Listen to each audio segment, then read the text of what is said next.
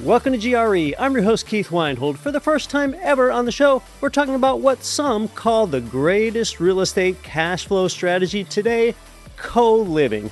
Learn about what it is not, the pitfalls to avoid, and just how terrifically profitable co-living property can be today on Get Rich Education.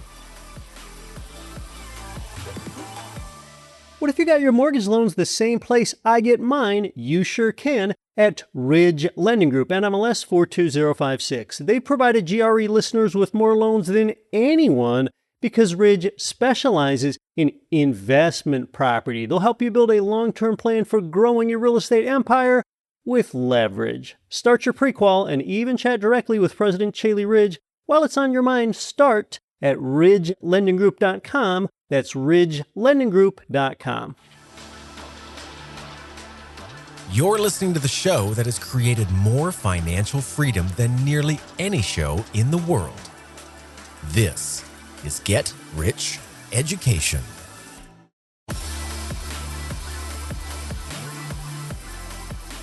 Welcome to GRE. From Dover, Idaho to Dover, Delaware, and across 188 world nations, you're inside Get Rich Education Nation. I'm your host, Keith Weinhold.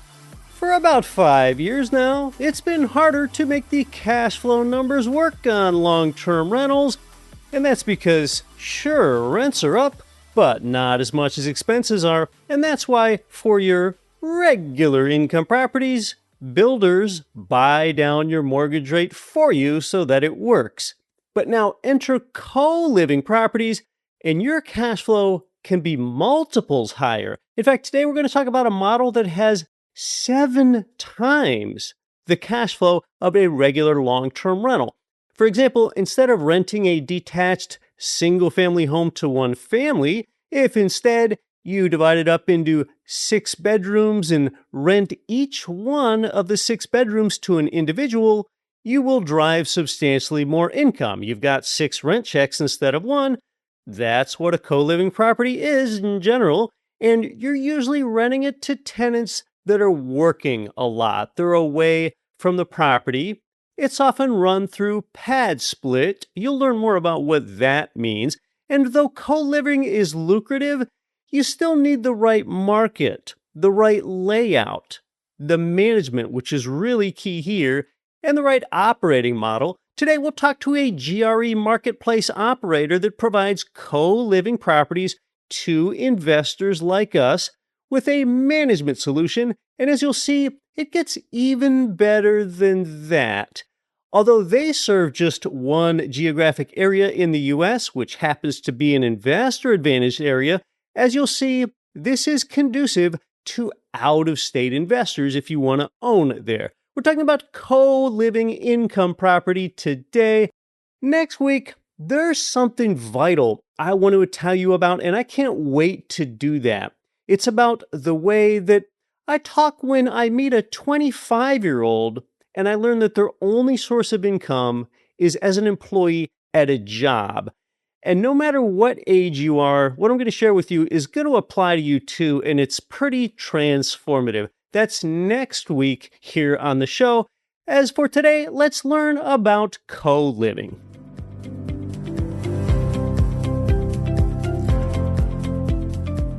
Jim Sheils is here. Jim, welcome back to the show.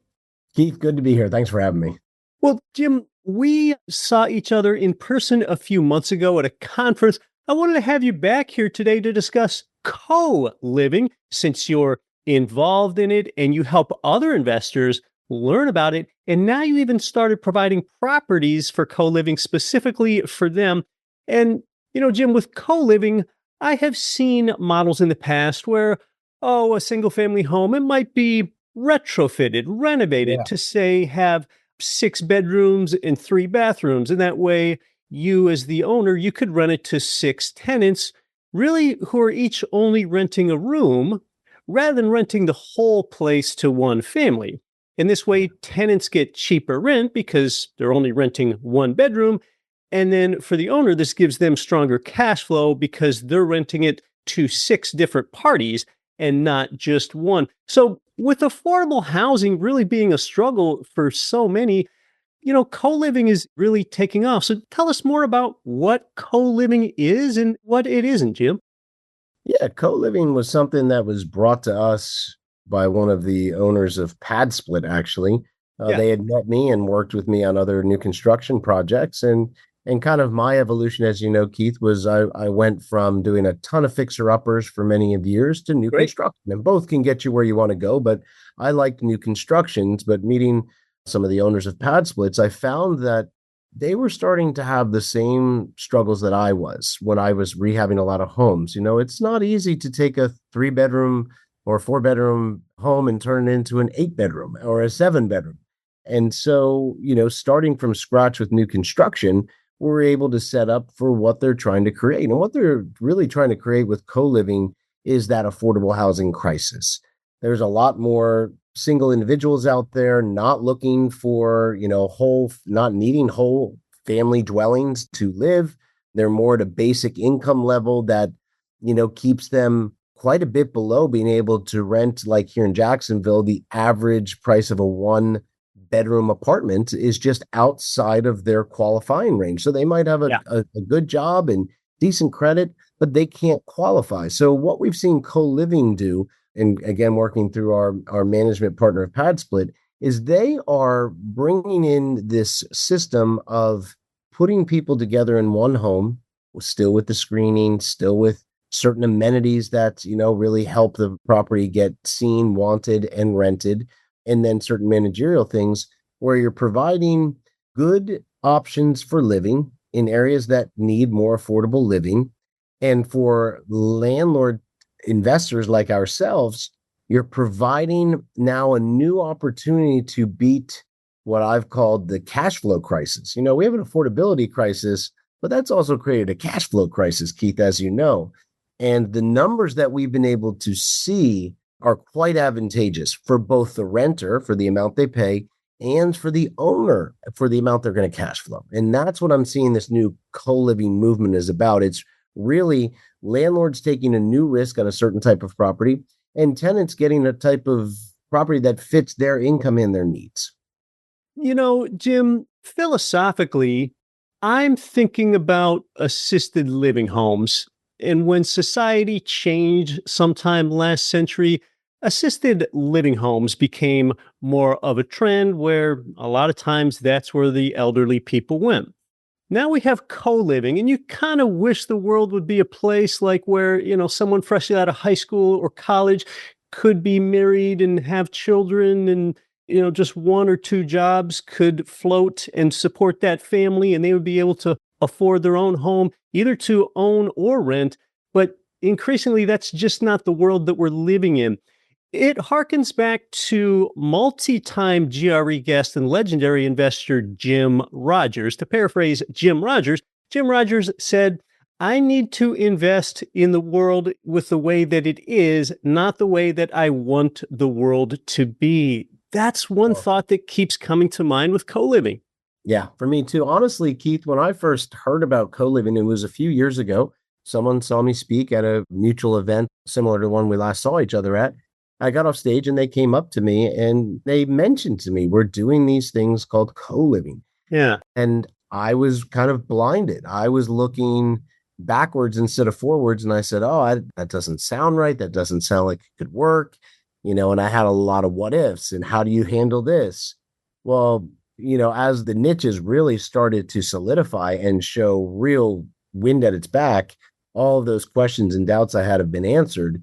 And I've kind of become a believer in why it's working and also the results.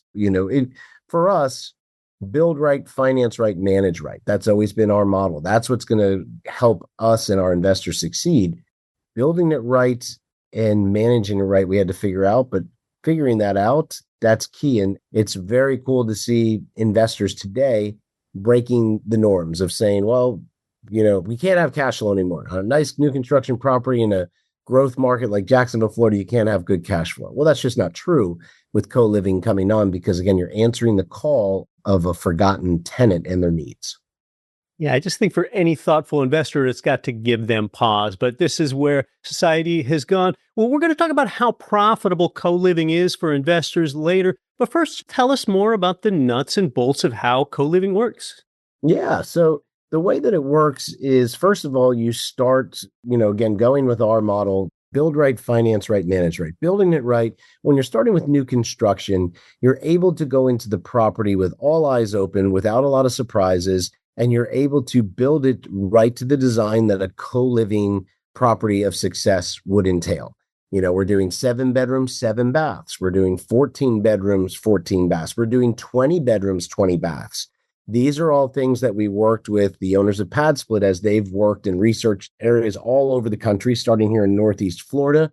For what we're doing, we figured out exactly what type of build you need to do that's going to work. Smaller living areas. There's only one utility box. There's not, multiple utilities. It's not a multi-unit building. So there's one utility box. You build it to that specimen of either we build anywhere from 7 bedrooms, 7 baths, right up to 20 bedrooms, 20 baths. And that's the build part. That way you're getting into it and not having to, it's really tough, Keith. I don't need to tell you with your experience to turn a smaller house into that bigger house, and starting from scratch with new construction is great. The second thing we found was finance right. As you know, we do our own in-house financing. Well, a lot of the co-living, since the banks didn't understand it, just like, it's become a newer niche, they were locking in at 8%. With our in-house financing, we were able to get deals down to 5.5%. So right there, that helps with the rate, the long-term rate, the cash flow. And then management, again, we've managed thousands of properties, but we've really teamed up with PadSplit to help us manage these. This is what they specialize in, not only for attracting investors into their organization, but also for managing the properties and screening the tenants, getting them in. And their management system combined with our build right, finance right has been a great combination. PadSplit, somewhat of a platform like Airbnb, but it's for co-living type properties. We'll talk more about PadSplit shortly. But yes, you are making these more efficient for co-living because right from the beginning, you are building them new construction specifically for co-living type of arrangements rather than that 6-bed, 3-bath retrofit example I brought up near the beginning of our chat. But tell us more about who actually lives in co-living homes. What's the tenant profile like? Yeah, let's go to the opposite end. When I first heard about this years ago, Keith, I said, oh my gosh, this is going to be really unqualified, seedy, people not working, getting into trouble. And that's just not true. Again, a lot of these people are hardworking, but they can't afford the $13.95 for a 1-bedroom apartment, but they can afford an $825 a month room. And a lot of these people might be working at a local warehouse, at a hospital. They're very localized. It's blue collar or some in training jobs. Extra $500-$600 a month makes all the difference where it's not going out to rent, not even including utilities. It gives them a nice place to live. So it's really entry level, replaceable income people, maybe single people that work at a nearby restaurant. But again, they're trying to save more money in their pocket and not spend it on that higher expense, which the competition would be a 1-bedroom apartment. Now, the tenancy durations here are shorter than what you're going to have in long-term rentals, of course, because one part of what you do, Jim, is for years you have helped GRE followers with build-to-rent long-term rentals. The resident does get more. They're going to get a furnished room with utilities in a co-living arrangements, and they're also probably going to have their utilities bundled as well. So tell us about the typical tenancy duration and then what all the resident gets. Yeah, so the residency is going to receive all the things that they have to be turnkey. That's the bed, the desk, the dresser, the closet, the bathroom. Everything is set up there for them. And so they just move in. They're not going to have to pay for electric or water or internet. All that stuff's going to be included. There's a washer dryer normally there. Sometimes they're coin operated. Other times they're just included. But that way they're not trying to take out a utility in their name or set up internet.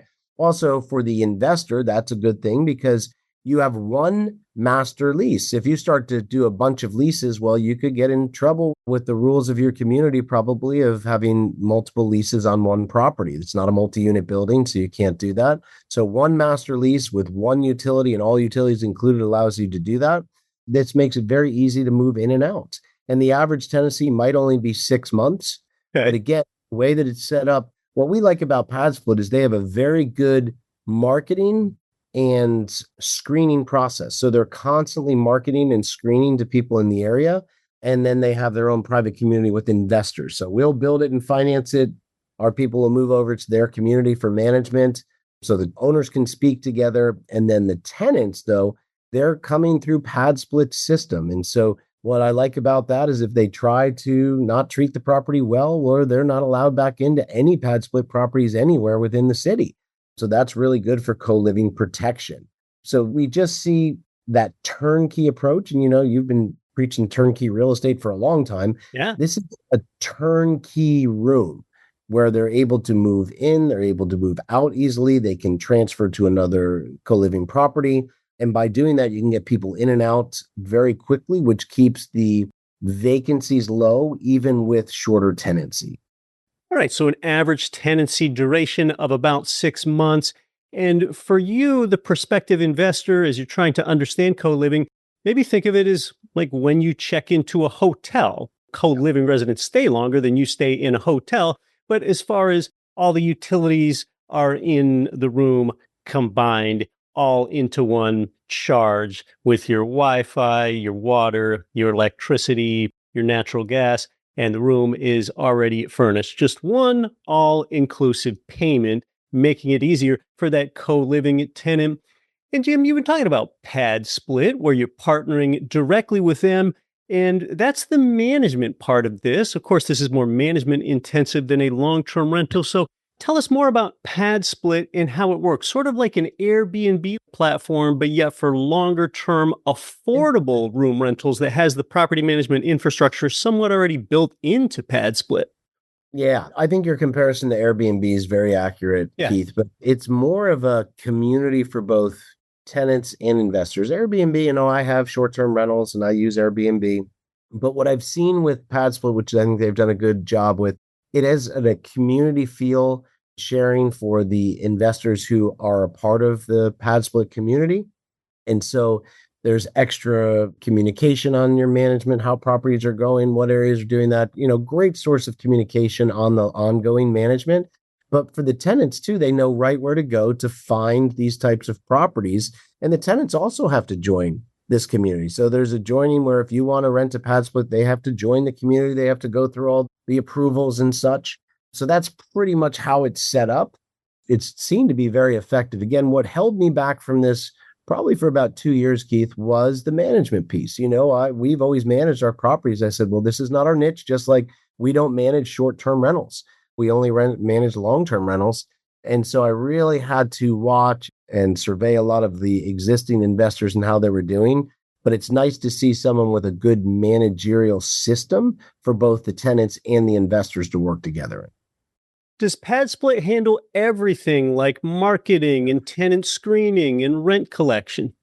So what they handle is the way that PadSplit works, like here in Jacksonville, where's our main market where we've started building co-living properties, is they will work hand in hand like an Airbnb, but underneath them, they'll have preferred property managers that they'll work hand in hand it. So they'll handle certain things of the marketing, the tenant screening, and then some more of the mechanical PM pieces, the property management pieces. There'll be an assigned property manager that the client will be working with, the investor will be working with, and the tenant will be working with. So it's kind of a two-tiered approach. Like right now, I'll use Airbnb, but I have a property manager for my short-term rentals. Same thing here, but we actually have the preferred management list and approvals through PadSplit.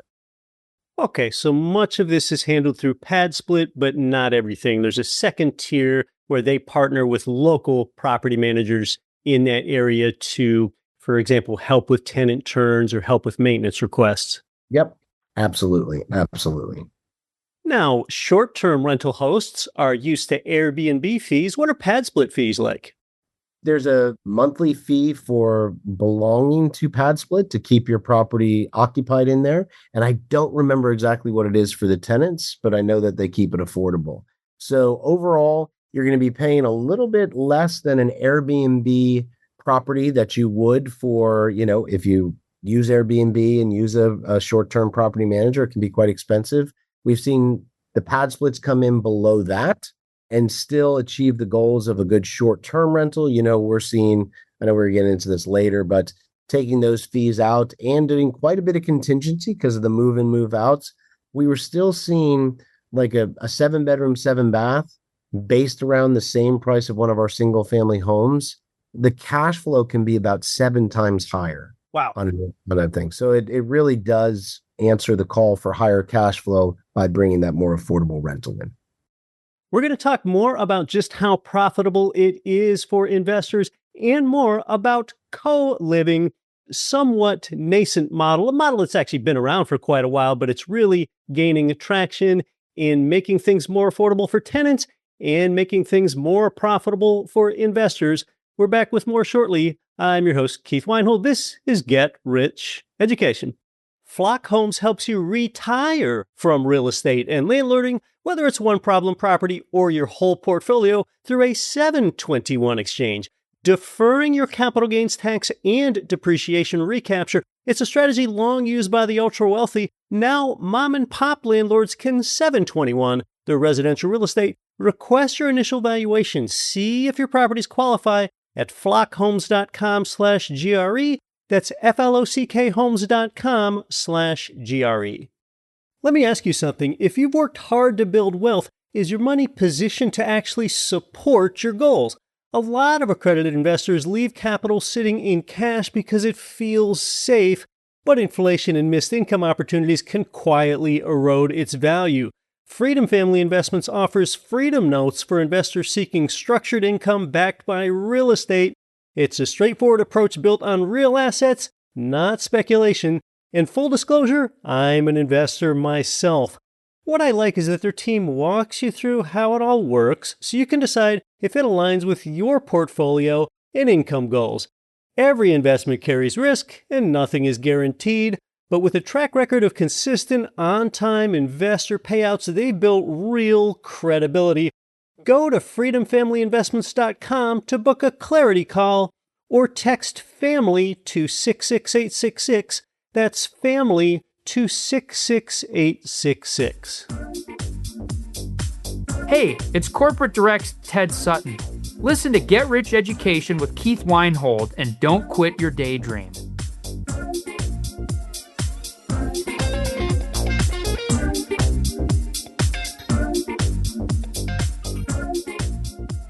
Welcome back to Get Rich Education. I'm your host, Keith Weinhold. We're talking about co-living, specifically how smart it is to get this right from the beginning and build a new construction single-family home or something that could be larger than a single-family home with 7 bedrooms, 7 bathrooms, or 14 and 14, or 20 and 20. And when we think about this, Jim, physically, the footprint, what is parking like at a 7-bedroom home or larger? And did this entail any zoning hurdles? A couple of things. It can entail zoning hurdles. So I would make sure, especially if you're doing new construction, you have someone who is a builder in the area that knows how to work with the county department or city department of how to get these approved. That's a very important thing for how you submit them and how you make sure you're staying compliant. I think compliance is very important, obviously, for a rental. And parking, what we've seen right now is we look for about 50%. So when I say 50% of bedrooms, so a 7-bedroom house, we're going to have 3 or 4 parking sites. There's a large majority of people that don't have a car, and that's why a lot of these are built near public transportation. But we still try to always serve, based off of what we saw, the needs to stay in compliance, also working with PadSplit on lots of their designs. 50% of parking spots is usually good for the amount of bedrooms that you have. What about zoning hurdles? What had to be met there? It's going to be a trial and error for a new builder or a person who's rehabbing a property. We were not the first to come in and do this. We had watched PadSplit do it for 2 years and more with rehab properties, but just starting new construction. We knew Northeast Florida and what needs to be done very well. And so it's all in how you present it. Again, if you go in there with multiple utility boxes and such, you're going to be in quite an issue. So we found that we didn't have any issue with that. Also, we own some of these in some of our quad communities. So these were for larger, you've worked with our quads before. They're, larger buildings. Well, we've been able to turn those into for example, 20 bedroom, 20 baths. And so they operate like a small building, but they're in our quad communities where we wrote the HOA. And so they're allowed, and there's a plethora of parking there. So that keeps us in compliance.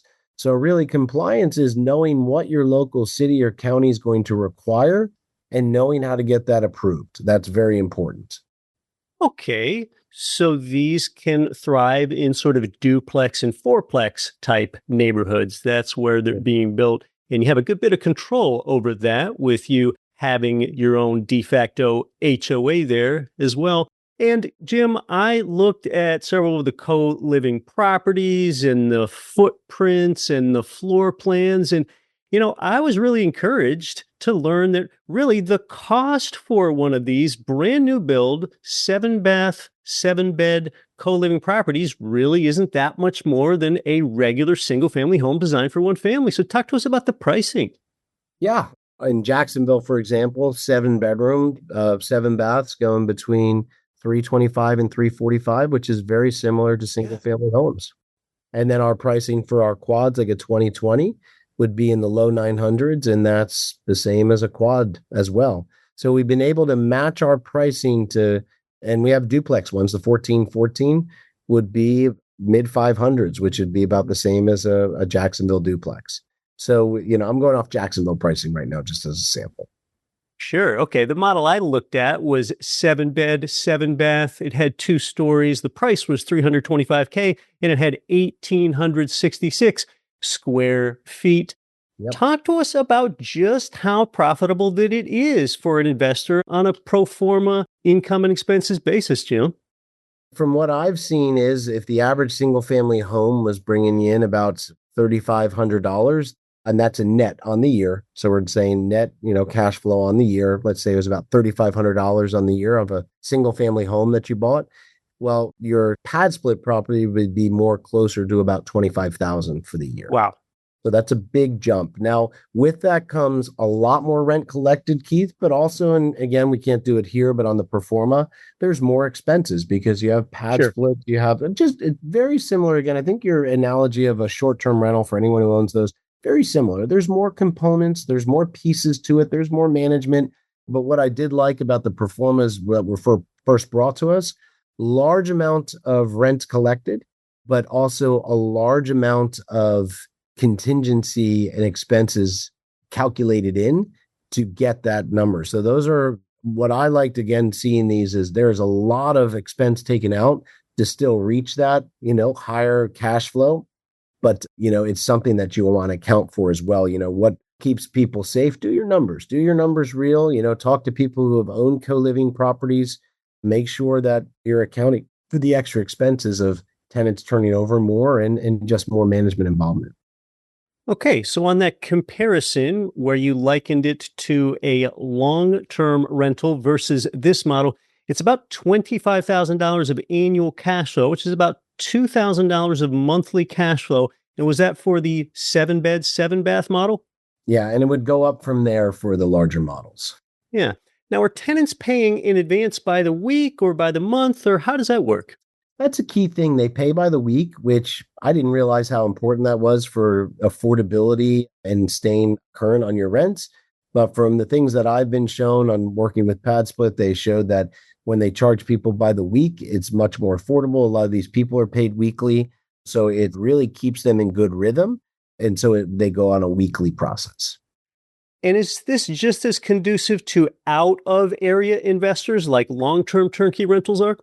Yeah, well, that's why you always want to build right, finance right, manage right.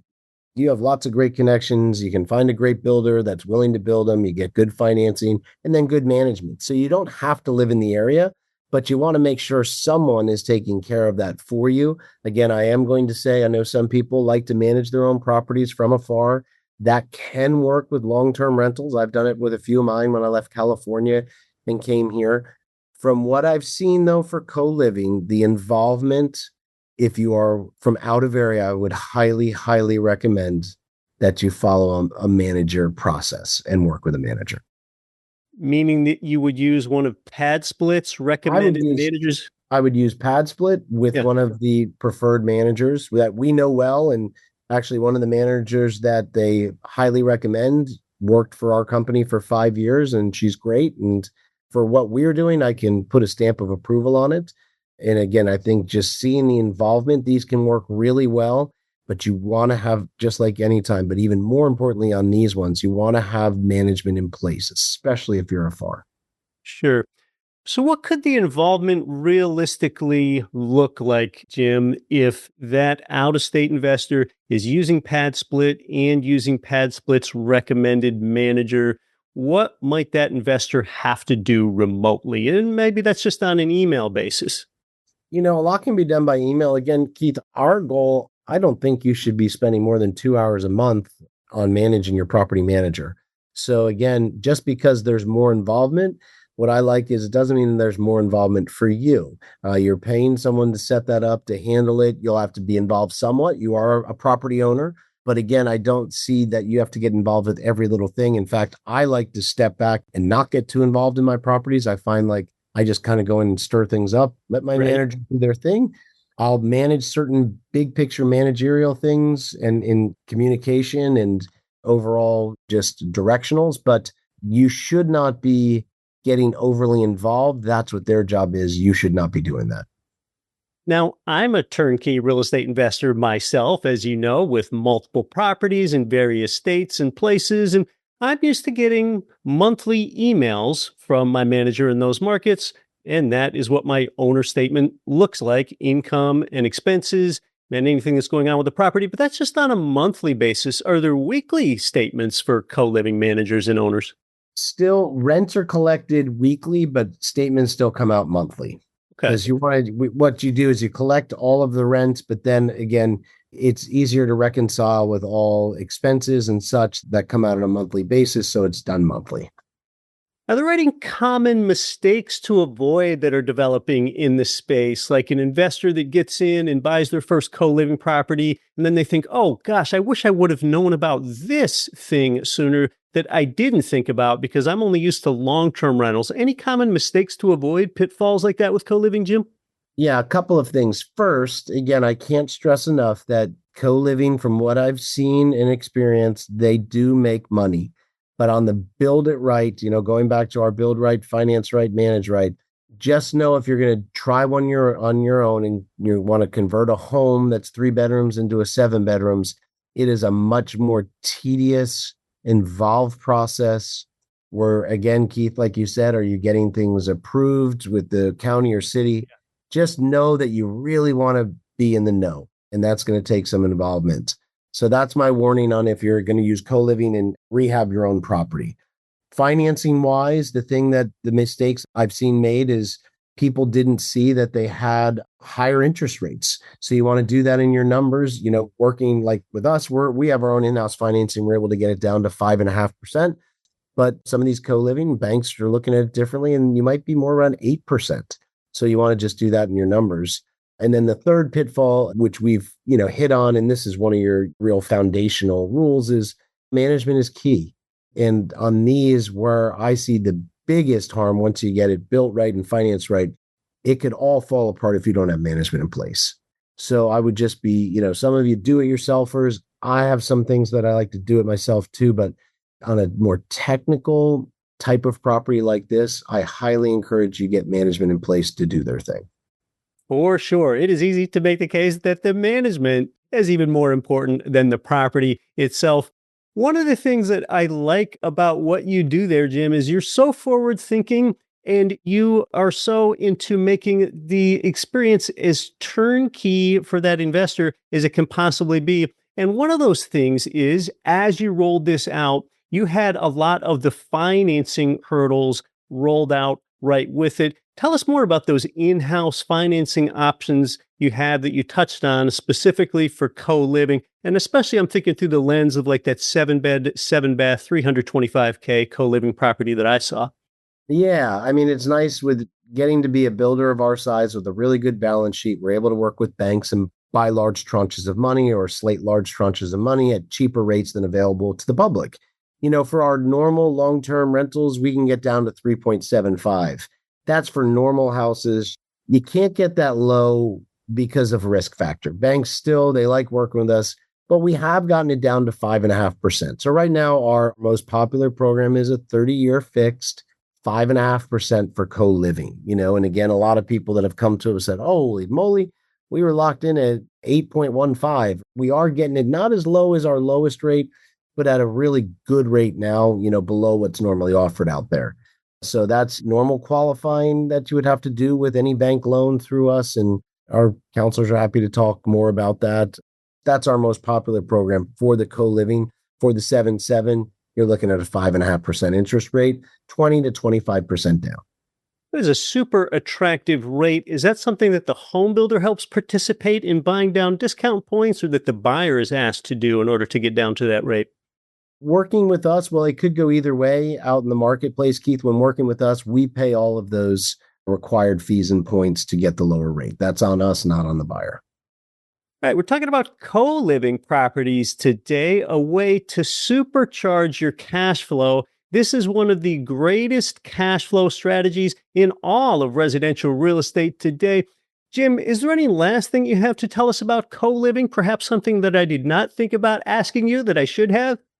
I think that probably just what you and I talked about, like what Jim Rogers said, it's not how I want things, but how things are. Yeah. And so for me, I held back for a few years, even when some of the founders right here in my own backyard of PadSplit to team up with.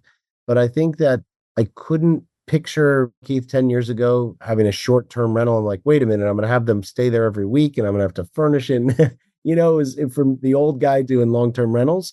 So I think for people, just read up on it. It's becoming a very interesting trend. There's some very interesting statistics of why this is working, how management can be handled effectively, how to stay in compliance with your city.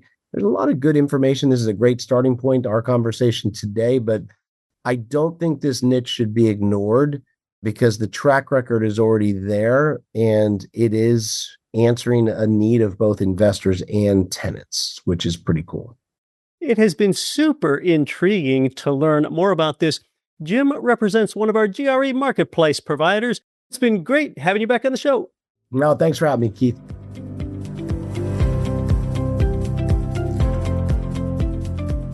Yeah, a really informative episode today. If you want to learn more about co-living properties, you can do so at gremarketplace.com/co-living. That's where you'll get the investment report, floor plans, financial projections, see the exact pricing, and learn more about PadSplit there. I've been around this space for a while, and I know investors that own co-living properties. Some other best practices that I've learned about are that you want to have limited visitation or a zero visitation policy for your co-living tenants. As we touched on, these properties can really make money, but don't try to manage them remotely. Make the house rules unusually specific. Address guests, quiet hours, smoking, drugs, pets, parking, food storage, shared bathrooms, thermostat settings, and cleaning and abandoned belongings, and enforce the rules consistently and quickly, because one disruptive resident can cause several good residents to leave. And in co-living, retaining household harmony, that is often more valuable than retaining one problem tenant. Provide professional common area cleaning. Don't expect 7 or 14 unrelated adults to collectively develop some passion for wiping down the stove. That is not going to happen. Shared areas should be cleaned at least weekly. Install bedroom locks and then smart exterior locks. Give each resident private space. Eliminate shared keys and immediately revoke keys after move out. Cameras, they should generally be limited to lawful exterior and entry locations, not in private spaces. Provide excellent internet. In co-living, unreliable Wi-Fi, that is practically a habitability crisis. Use business-grade equipment, strong coverage, and have a backup plan for internet. And as an investor, it's wise for you to maintain a larger repair and turnover reserve than you would for a normal long-term rental. Keep these things in mind, and it can keep 7 times the cash flow from becoming 7 times the headache. Again, you can get the investment report, floor plans for the very properties we discussed today, financial projections, pricing, and get more information about PadSplit, all at gremarketplace.com/co-living. That's gremarketplace.com/co-living. Until next week, I'm your host, Keith Weinhold. Don't quit your daydream. Nothing on this show should be considered specific, personal, or professional advice. Please consult an appropriate tax, legal, real estate, financial, or business professional for individualized advice. Opinions of guests are their own. Information is not guaranteed. All investment strategies have the potential for profit or loss. The host is operating on behalf of Get Rich Education, LLC exclusively.